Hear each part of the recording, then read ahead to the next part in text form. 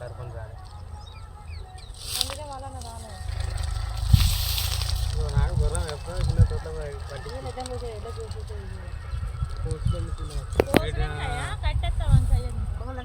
అయ్యో ఒడ్లు ఉన్నాయి ఇలా కొంచెం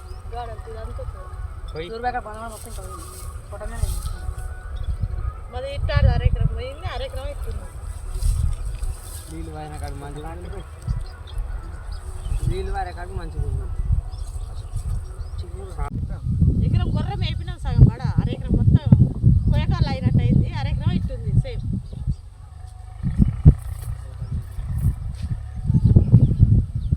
అసలు వెళ్ళి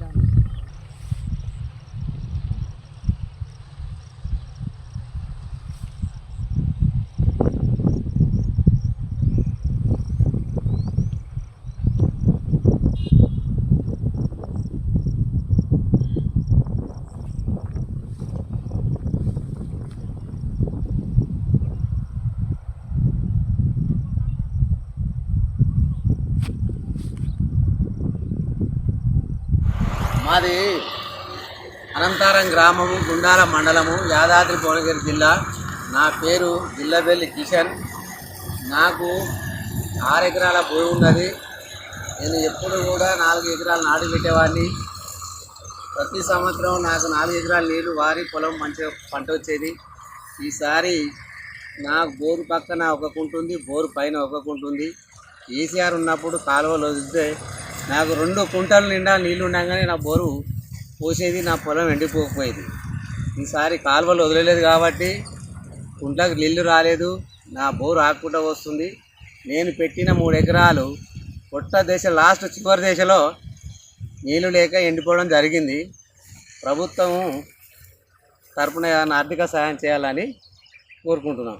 ఇక్కడ జిల్లపల్లి కిషన్ది ఊరు ఎండిపోవడం జరిగింది.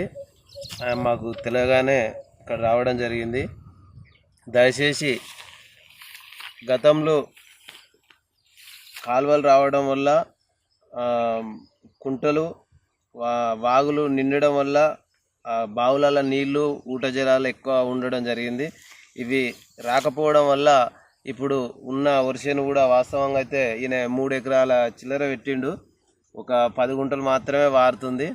దయచేసి ఏ పార్టీ అనకుండా పార్టీలకు అతీతంగా రైతులను కాపాడవలసిన బాధ్యత ప్రభుత్వం మీద ఉంది. కనుక మేము ఒక రైతుకు ఎకరానికి ఒక దాదాపు కూడా 25 నుంచి 30 వేల పెట్టుబడి పెట్టడం జరిగింది.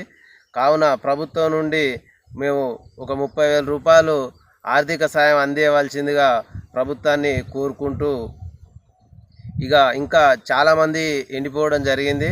అందరి కూడా గవర్నమెంటు అగ్రికల్చర్కు వాళ్ళకి చెప్తే అందరు రైతుల దగ్గర కూడా వెళ్ళి చూసి ఎవరిది ఎంత ఎండిపోయిందో అంత నిజాయితీగా ఎండిపోయిన వాళ్ళందరికీ కూడా ప్రభుత్వం నుండి ఆర్థిక సాయం అందించవలసిందిగా ప్రభుత్వాన్ని కోరుకుంటున్నాం.